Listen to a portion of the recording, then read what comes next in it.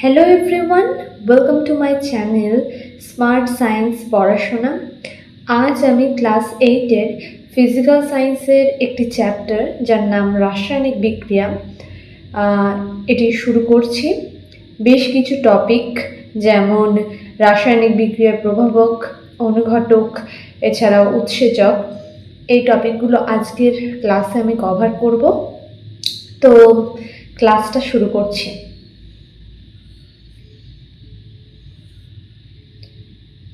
প্রথমেই দেখো যে টপিকটা রয়েছে সেটা হচ্ছে রাসায়নিক বিক্রিয়ার প্রভাবক। এই জিনিসটা কি, মানে একটা রাসায়নিক বিক্রিয়া এটাকে ঘটানোর জন্য কিছু ফ্যাক্টর কাজ করে, ঠিক আছে? তো সেগুলো জানো প্রথমে। আর একটা জিনিস জানতে হবে যে একটা রাসায়নিক বিক্রিয়া কিভাবে সংঘটিত হয়।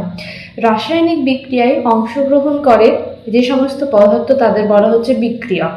মানে বিক্রিয়ক পরস্পরের সাথে বিক্রিয়া করে যেটা তৈরি করছে তার নাম হচ্ছে বিক্রিয়াজাত পদার্থ। তাহলে দেখো এখানে প্রথম লাইনে লেখা রয়েছে যে রাসায়নিক বিক্রিয়ায় অংশগ্রহণকারী পদার্থদের বলা হচ্ছে বিক্রিয়ক, আর যেটা উৎপন্ন করছে তাদের বলা হচ্ছে বিক্রিয়াজাত পদার্থ। মানে বিক্রিয়ক থেকে বিক্রিয়াজাত পদার্থ উৎপন্ন করলে সেটাকে আমরা রাসায়নিক বিক্রিয়া বলতে পারি। এই বিক্রিয়ক থেকে বিক্রিয়াজাত পদার্থ এই যে তৈরি করছে, তো এইটাকে এখানে অনুঘটকও কিন্তু ইউজ করা হয়।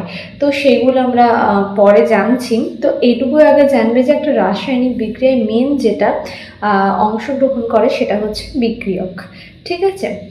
এবার দেখো এখানে কতগুলো জিনিস রয়েছে যে এই যে বিক্রিয়াগুলো যে ঘটছে, ঠিক আছে? এই দেখো এখানে কয়েকটা জিনিস আগে রয়েছে, দেখে নাও।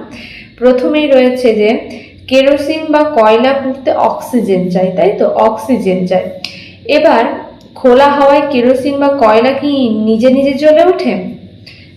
এটা একটা প্রশ্ন করেছে, ঠিক আছে? তারপরে দ্বিতীয় নম্বরে বলছে যে যথেষ্ট জল, হাওয়ার কার্বন ডাই অক্সাইড, মাটির খনিজ সব পেলেও একটা টবের গাছ অন্ধকারে খাদ্য তৈরি করতে পারবে কি?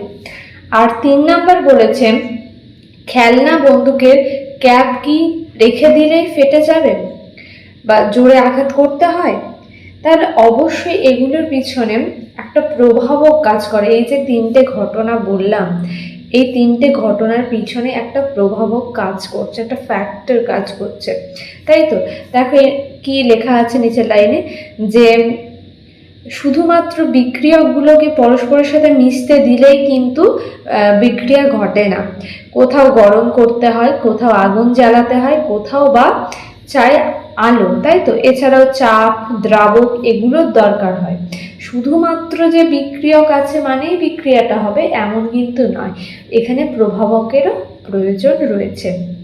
তো প্রভাবকগুলো কি হতে পারে? তাপ হতে পারে, আলো হতে পারে, চাপ হতে পারে, দ্রাবক হতে পারে, তাই তো?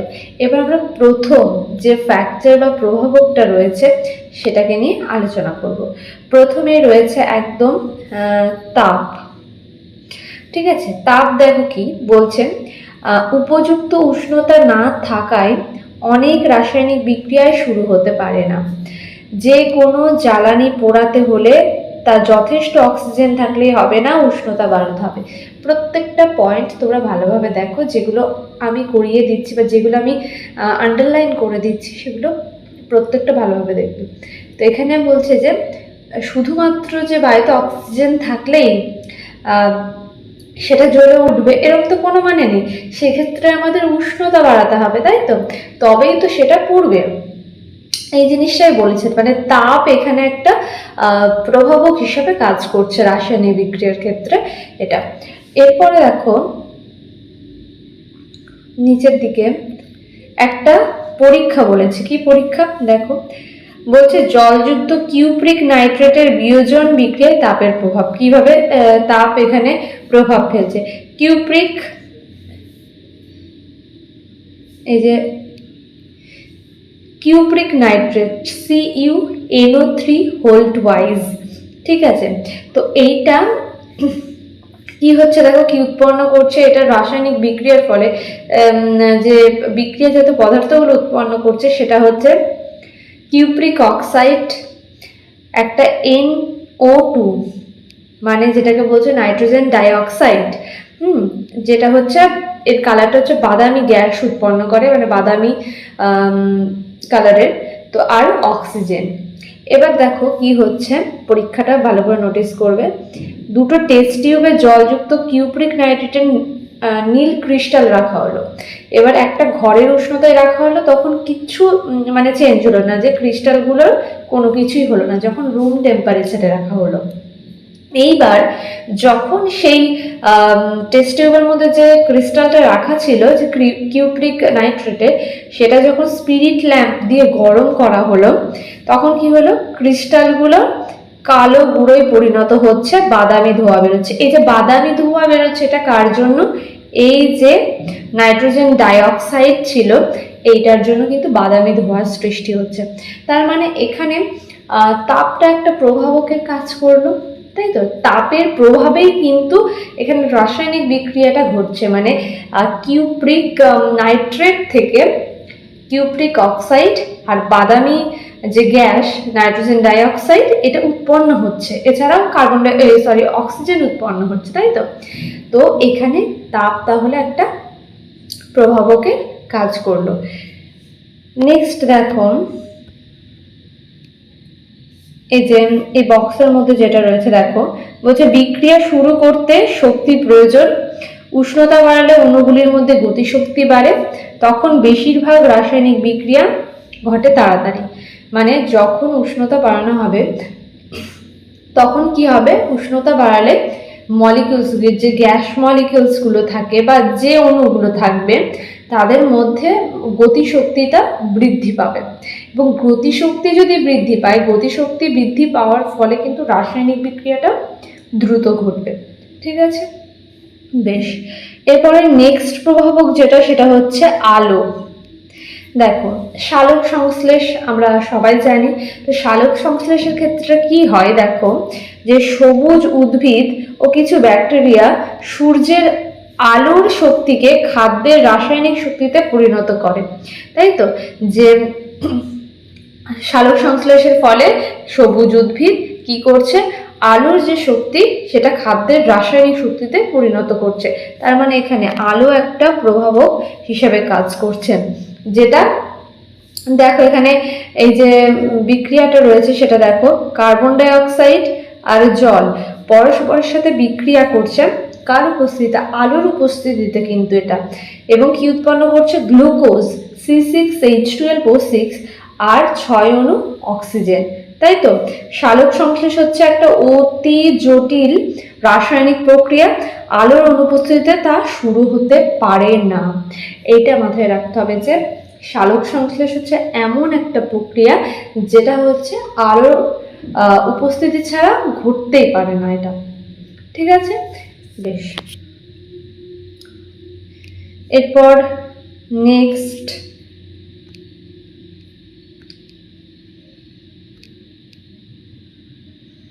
দেখো, বলছে এখানে কি বলছে একটু দেখে নাও, যে আলোর মাধ্যমেও কোনো কোনো রাসায়নিক বিক্রিয়া শুরু হতে পারে, আলোই এইসব ক্ষেত্রে বিক্রিয়া শুরু করতে প্রয়োজনীয় শক্তি যোগায়। এই যেমন সালোক সংশ্লেষের ক্ষেত্রে আলোই হচ্ছে কিন্তু শক্তি যোগাচ্ছে। ঠিক আছে, এরপর নেক্সট প্রভাবক যেটা, সেটা হচ্ছে চাপ। এই যে চাপ, ওই যে আগেই আমি বললাম যে খেলনা বন্দুকের ক্যাপকে যদি জোরে আঘাত করা হয়, ঠিক আছে, তাহলে কি হচ্ছে এখানে, যে রাসায়নিক বিক্রিয়া ঘটছে, এর ফলে শব্দ, তাপ ও আলো উৎপন্ন হয়। এখানে তাহলে চাপের কি ভূমিকা সেইটাই বলেছে, তাই তো? যে বন্দুকের ক্যাপকে যদি জোরে আঘাত করা হয় সেক্ষেত্রে রাসায়নিক বিক্রিয়া ঘটছে এবং শব্দ, তাপ, আলো সবই উৎপন্ন হচ্ছে। তাহলে এই রাসায়নিক বিক্রিয়ার ক্ষেত্রে চাপটা কিভাবে প্রভাবিত করছে বিক্রিয়াকে? তাহলে দেখো, এই যে জোরে আঘাত করা হচ্ছে বন্দুকের ক্যাপকে, তাই তো? এর মানেই তো ক্যাপের উপর চাপ তো বাড়ানো হচ্ছে, তাই না? তাহলে এই চাপ বাড়ানো মানে আমরা কিন্তু বিক্রিয়ককে প্রয়োজনীয় শক্তির যোগান দিচ্ছি বিক্রিয়ার উপর, তাই তো? তো এই যে চাপটা তাহলে এখানে প্রভাবক হিসাবে কাজ করছে, বোঝা গেল? বেশ, এরপরে রয়েছে দ্রাবক।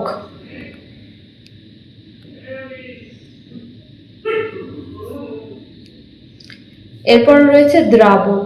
দ্রাবকের ক্ষেত্রে একটা হচ্ছে পরীক্ষা রয়েছে এখানে। দেখো, পরীক্ষার জন্য যেটা দরকার সেটা বলছে দুটি টেস্ট টিউব, শুকনো খাবার সোডা বা NaCO3, এটাকে বলে সোডিয়াম বাইকার্বনেট, টার্টারিক অ্যাসিডের ক্রিস্টাল আর জল। তো এখানে কি করা হয়েছে পরীক্ষাটায়? প্রথমে দেখো পরীক্ষায় বলছে টেস্ট টিউবে শুকনো খাবার সোডা আর টার্টারিক অ্যাসিডের ক্রিস্টাল মিশিয়ে টেবিলে রাখা হলো। এখানে পর্যবেক্ষণটা কি বলছে যে কোনো বুদবুদ বেরোয় না এখানে, ঠিক আছে? এরপরে টেস্ট টিউবে শুকনো খাবার সোডা আর টার্টারিক অ্যাসিডের ক্রিস্টাল মিশিয়ে জল দেওয়া হলো, দ্রুত বুদবুদ বেরোতে শুরু করবে, ঠিক আছে? প্রথমে হচ্ছে শুধুমাত্র খাবার সোডা আর টার্টারিক অ্যাসিডের যে ক্রিস্টাল সেটা দেওয়া হয়েছিল, তখন কিন্তু কোনো পরিবর্তন হয়নি। যখনই জল অ্যাড করা হলো, এই যে এর মধ্যে জল অ্যাড করা হলো, তখন কিন্তু কার্বন ডাই অক্সাইডের বুদবুদ তৈরি হলো। তার মানে এখানে যে জলটা এটা দ্রাবক হিসাবে কাজ করছে, এবং দ্রাবকটা এখানে প্রভাবক হিসেবেও কাজ করছে রাসায়নিক বিক্রিয়ার ক্ষেত্রে, তাই তো? প্রভাবক সেইগুলো যেগুলো পুরো চেঞ্জেস ঘটায়, ঠিক আছে? এরপরে দেখো এখানে একটা নোট রয়েছে, কি বলছে দেখো, জল একটি তরল বা দ্রাবক রূপে কাজ করছে। দুটো কঠিনের গুণকম মেশালেই তাদের অণু বা আয়নরা পরস্পর মেশার সুযোগ পায় না বা পরস্পরের সাথে রিয়াক্ট করতে পারে না। দ্রাবকের অণুরা এসে বিক্রিয়কের মধ্যে থাকা অণু বা আয়নদের আলাদা করে ফেলে এবং তখনই বিক্রিয়া শুরু হয়, ঠিক আছে? মানে যখন শুধু কোনো দ্রাবক নেই, মানে টার্টারিক অ্যাসিড, এই যে এখানটায় যে টার্টারিক অ্যাসিডের ক্রিস্টাল আর শুকনো খাবার সোডা যখন অ্যাড করা হচ্ছিল, তখন কিন্তু তাদের মধ্যে কোনো দ্রাবক ইউজ করা হয়নি, ফলে তারা কিন্তু কি হচ্ছে, পরস্পর রিয়াক্ট করছে না। এবার দ্রাবক যখন আসছে, দ্রাবকের অণুগুলো কি করছে, বিক্রিয়কের মধ্যে থাকা অণু বা আয়নদের কিন্তু আলাদা করে ফেলছে, তখনই রাসায়নিক বিক্রিয়াটা শুরু হচ্ছে, তাই তো? তাহলে জল একমাত্র দ্রাবক নয়, কিন্তু এছাড়াও অনেক জৈব দ্রাবক রয়েছে, বেনজিন, তারপিন তেল, এগুলোও কিন্তু দ্রাবক রূপে কাজ করে, ঠিক আছে? বেশ, আচ্ছা, আরেকটা পয়েন্ট এখানে দেখবে যে খাবার সোডা আয়নীয় যৌগ। খাবার সোডা হচ্ছে এক ধরনের আয়নীয় যৌগ। কেরোসিন, বেনজিন বা তারপিন তেলের মতো দ্রাবক আয়ন দিয়ে তৈরি জিনিসকে দ্রবীভূত করতে পারে না, কারণ এগুলো হচ্ছে জৈব দ্রাবক। এই যে বেনজিন, তারপিন তেল, কেরোসিন, এগুলো হচ্ছে জৈব দ্রাবক, ঠিক আছে? তাহলে এবার দেখো যে এই কেরোসিন বা তারপিন তেলের মতো দ্রাবক, এগুলো আয়ন দিয়ে তৈরি জিনিসকে দ্রবীভূত করতে পারে না কিন্তু, ঠিক আছে? আবার টার্টারিক অ্যাসিড বা অন্য অ্যাসিডকে বিক্রিয়া করতে হলে হাইড্রোজেন আয়ন দিয়ে গঠিত হতেই হবে, ঠিক আছে?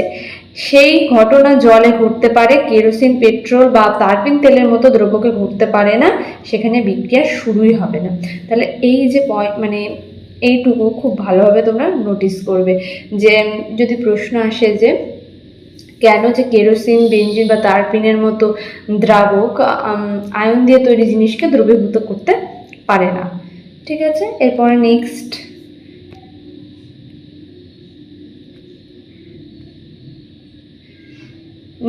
দেখো, এই যে NaCl ক্রিস্টাল রয়েছে, মানে সোডিয়াম ক্লোরাইড, তাই তো? NaCl ক্রিস্টাল কি কি আয়ন দিয়ে গঠিত? একটা হচ্ছে Na+, একটা হচ্ছে Cl-, ঠিক আছে? এইবার দেখো, যখন এই NaCl ক্রিস্টাল ছিল, তখন কি হচ্ছে, জল ক্রিস্টাল থেকে আয়নদের আলাদা করতে শুরু করেছে, আর Na+ ও Cl- আয়ন দ্রবণে ছড়িয়ে পড়ছে। তাহলে কি হচ্ছে, জলের প্রেজেন্সে, জল যদি দেয়া হয় সোডিয়াম ক্লোরাইডের মধ্যে, তাহলে জল ওই ক্রিস্টাল থেকে কিন্তু সোডিয়াম ক্লোরাইড দুটো আয়ন দিয়ে গঠিত, একটা হচ্ছে Na প্লাস, একটা হচ্ছে Cl মাইনাস, তাদের কিন্তু আলাদা করতে শুরু করে দেবে এবং Na প্লাস ও Cl মাইনাস আয়ন দ্রবণে কিন্তু ছড়িয়ে পড়বে।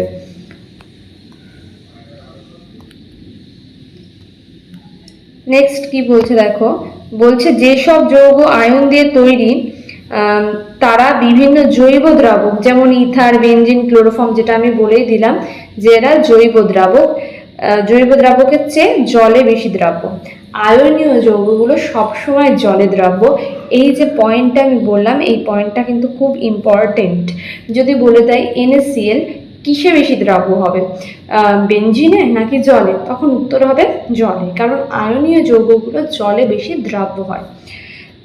এই যে এখানে বলেছে যে সোডিয়াম ক্লোরাইড বা সোডিয়াম নাইট্রেট নিয়ে কোনো রাসায়নিক বিক্রিয়া ঘটাতে হলে তুমি উপরিক্ত কোন দ্রাবকগুলোকে বেছে নেবে, এটা বলেছে ওই যে প্রশ্নটা আমি বললাম। আচ্ছা, নেক্সট প্রভাবক যেটা, সেটা হচ্ছে তড়িৎ। তো তড়িৎ কিভাবে প্রভাব ফেলে দেখো, বলছে জলে একটু সালফিউরিক অ্যাসিড মিশিয়ে তার মধ্যে ব্যাটারির সাহায্যে তড়িৎ পাঠালে দেখা যাবে দুটি তড়িৎদ্বারে বুদবুদ আকারে গ্যাস নির্গত হচ্ছে, একটাই হচ্ছে হাইড্রোজেন গ্যাস আর একটাই হচ্ছে অক্সিজেন গ্যাস। ঠিক আছে, মানে এই যে জলের অণু, এটা দুটো গ্যাস তৈরি করছে, একটা হাইড্রোজেন একটা অক্সিজেন ভেঙে গিয়ে, তাই তো জল বিয়োজিত হয়ে হাইড্রোজেন ও অক্সিজেন গ্যাস তৈরি করেছে। এখন তড়িৎ না পাঠালে কিছু গ্যাস তৈরি হয় না, এর মানে তড়িতের শক্তি রাসায়নিক বিক্রিয়াটা ঘটাচ্ছে। এই যে এই যেটা বললাম যে এই যে পাত্রটা বা এখানে যে জল, এই জলের মধ্যে সালফিউরিক অ্যাসিড যদি দেওয়া না হয়, মানে এটা তো অ্যাসিডযুক্ত জল, যদি অ্যাসিডযুক্ত জল নেওয়া না হয়, বা তুমি ধরো একটা আমি বলছি যে এই যে এই পাত্রটার মধ্যে অ্যাসিডযুক্ত জল আছে, কিন্তু আমি কোনো ব্যাটারি কানেক্ট করলাম না, শুধু নর্মাল রেখে দিলাম, তাহলে কি তার মধ্যে কোনো চেঞ্জ হবে? হবে না। এর মধ্যে যখন তড়িৎ প্রবাহিত হচ্ছে, তখন কিন্তু এই যে জলটা মানে জলের অণু যেটা, সেটা ভেঙে গিয়ে হাইড্রোজেন এবং অক্সিজেন গ্যাস তৈরি করছে। এর মানে হচ্ছে এই তড়িৎটা শক্তির যোগান দিচ্ছে রাসায়নিক বিক্রিয়া ঘটানোর জন্য, তাই তো? বেশ, এরপরে দেখো ইলেকট্রোপ্লেটিং রয়েছে। ইলেকট্রোপ্লেটিং তোমরা অনেকেই দেখেছো নিশ্চয়, যে লোহার তৈরি থালা, চামচ, বাটি, এগুলোর ওপর নিকেলের সূক্ষ্ম যে আস্তরণ দেওয়া হয়। নিকেলের আস্তরণ কেন দেওয়া হয়? যাতে মরচে না ধরে, তাই তো? মরচের হাত থেকে রক্ষা করার জন্য এই নিকেলের আস্তরণটা দেওয়া হচ্ছে। এই যে আস্তরণ দেবার কাজটাও একটা রাসায়নিক বিক্রিয়া, সেখানেও বিক্রিয়া ঘটাতে তড়িৎ শক্তি কিন্তু ব্যবহার করা হয়, মানে ইলেকট্রোপ্লেটিং যেটা, সেটা ঘটানো হচ্ছে। ঠিক আছে, তাই তড়িৎও একটা প্রভাবক হিসেবে কাজ করে।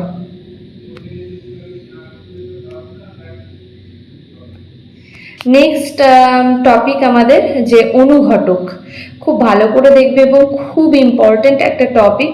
ঠিক আছে, দেখো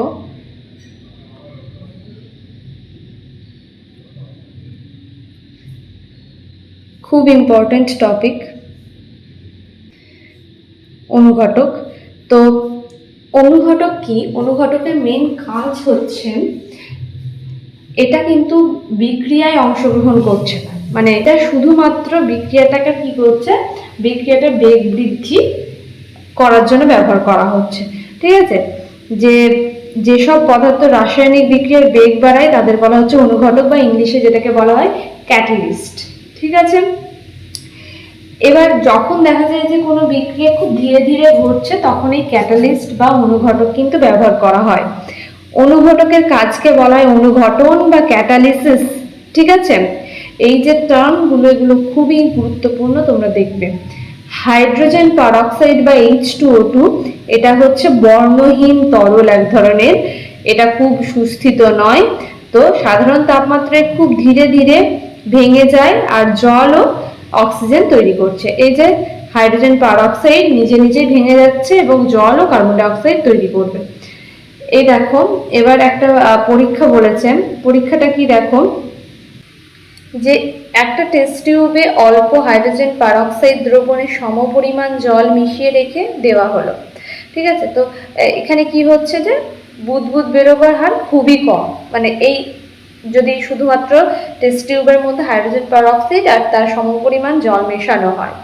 এরপরে হচ্ছে অন্য টেস্ট টিউবে অল্প হাইড্রোজেন পারঅক্সাইড দ্রবণে সমপরিমাণ জল মিশিয়ে খুব সামান্য পরিমাণ MnO2, এইটা খুব ইম্পর্টেন্ট যে MnO2 এটা মেশানো হলো, তখন কি হবে, দ্রুত অক্সিজেনের বুদবুদ বেরোতে থাকবে।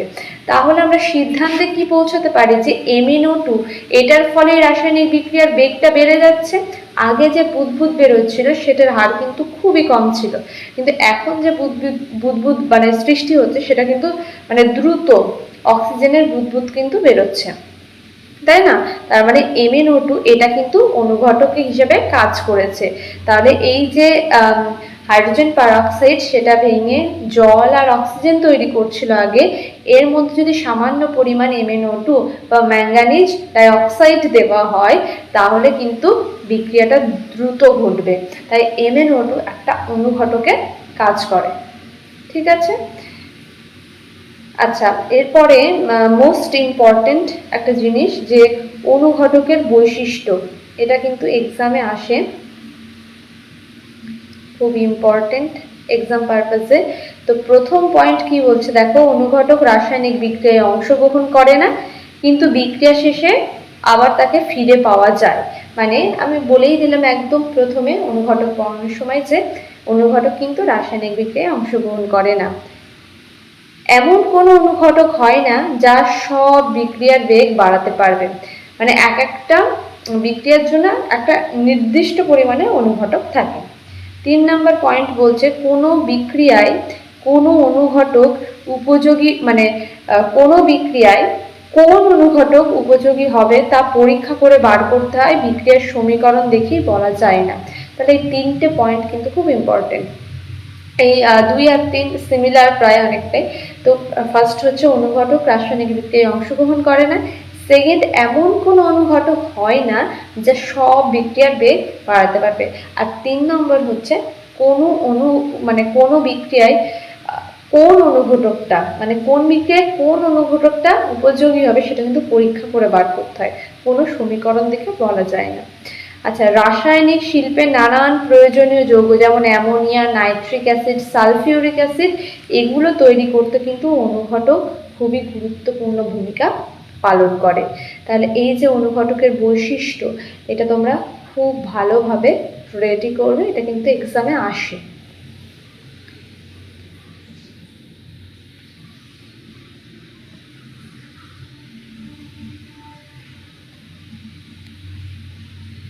এরপরে দেখো, এটা আমি একটু কোশ্চেনের মাধ্যমে বোঝাই। দেখো এখানে একটা কোশ্চেন আছে, এখানে অনেক কটা কোশ্চেন আছে যে আচ্ছা এটা বড় দানার চিনির চেয়ে গুঁড়ো চিনি তাড়াতাড়ি গলে যায় কেন?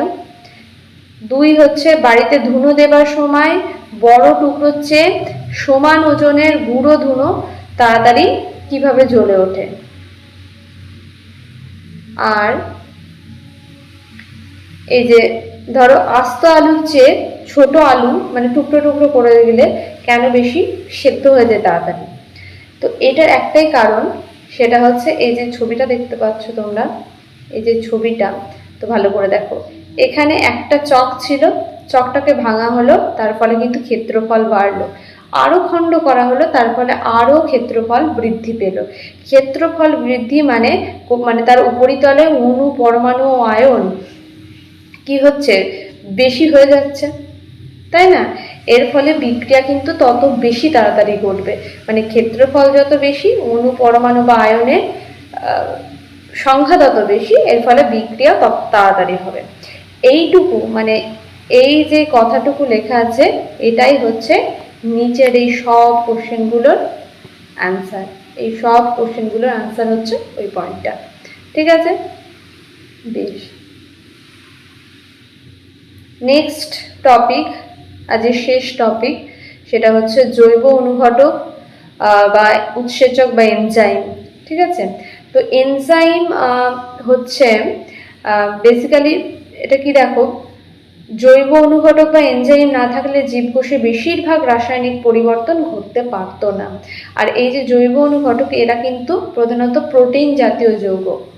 ঠিক আছে, এবার এখানেও একটা পরীক্ষা দিয়েছে, দেখো এই পরীক্ষাটা কি বলছে, একটি টেস্ট টিউবে হাইড্রোজেন পারঅক্সাইড দ্রবণের সমপরিমাণ জল মিশিয়ে রাখা হলো। কি দেখা যাবে, যে অক্সিজেনের বুদবুদ বেরোবার হার খুবই কম। এবার ওই টেস্ট টিউবে পাতলা হাইড্রোজেন পারঅক্সাইড দ্রবণে অল্প জল দিয়ে তাতে সদ্য কাটা আলুর টুকরো দেওয়া হলো। আলুর টুকরো দেওয়া হলে দেখা যাবে তাড়াতাড়ি বুদবুদ বেরোচ্ছে। তার মানে কি সিদ্ধান্তে পৌঁছতে পারি, ওই যে ম্যাঙ্গানিজ ডাই অক্সাইড যেটা অনুঘটকের কাজ করছিল, এখানে তার মানে এই যে আলুর ক্যাটালেজ এনজাইম যেটা হচ্ছে জৈব অনুঘটক। তো এই আলুর মধ্যে থাকে ক্যাটালেজ এনজাইম যেটা হাইড্রোজেন পারঅক্সাইডকে ভেঙে অক্সিজেন গ্যাস তৈরি করতে সাহায্য করে। এটা বিক্রিয়ার হারটাকে আরো বাড়িয়ে দিচ্ছে, তাই তো? তাহলে আলুর ক্যাটালেজ এনজাইম এক ধরনের জৈব অনুঘটক, বোঝা গেল? তো বলতেই পারে যে আলুর ক্যাটালেজ যে এনজাইমটা সেইটা হচ্ছে কি করে, এটা হাইড্রোজেন পারঅক্সাইডকে ভেঙে জল ও অক্সিজেনে পরিণত করতে পারে, তাই তো? বেশ। আচ্ছা, মেটে বা লিভারেও ক্যাটালেজ এনজাইম থাকে, এটা একটু দেখে নেবে।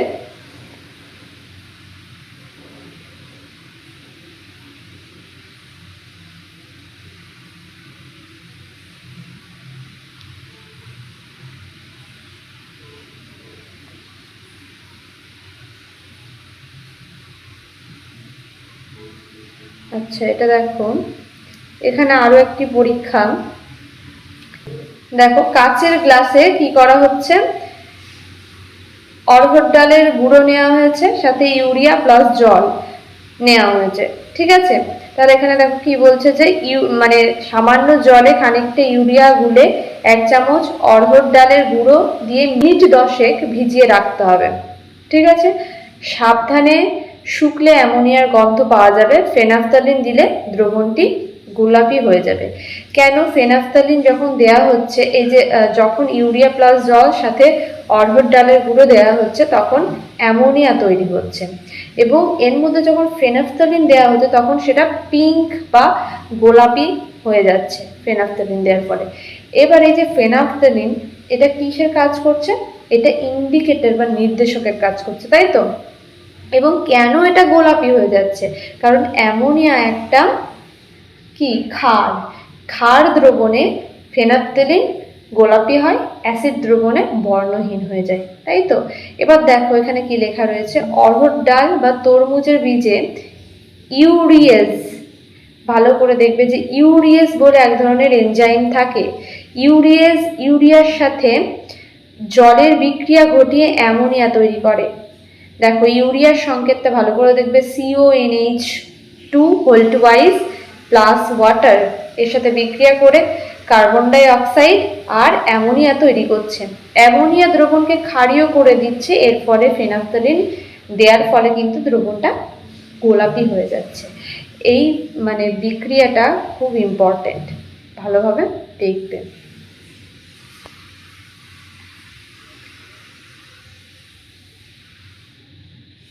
এই যে আর একটা ইম্পর্টেন্ট জিনিস হাইলাইট করা রয়েছে, যে প্রস্রাবাগারের ঝাঁঝালো গন্ধই অ্যামোনিয়া, নর্দমার জীবাণুরা প্রস্রাবের ইউরিয়া ভেঙে অ্যামোনিয়া তৈরি করে দেয়।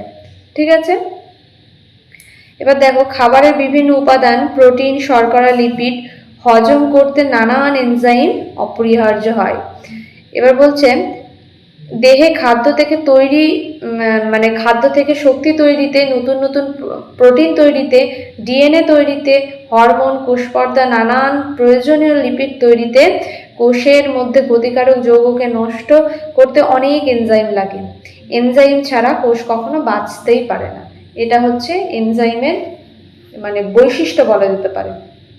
ঠিক আছে, তো আজকের ক্লাসে যে জিনিসগুলো পড়ালাম তোমরা খুব ভালোভাবে রেডি করো, এবং অনুঘটক এবং এনজাইম এই পার্ট দুটো কিন্তু খুবই গুরুত্বপূর্ণ এক্সামের জন্য, তোমরা কেউ স্কিপ করবে না, খুব ভালোভাবে এটাকে রেডি করবে।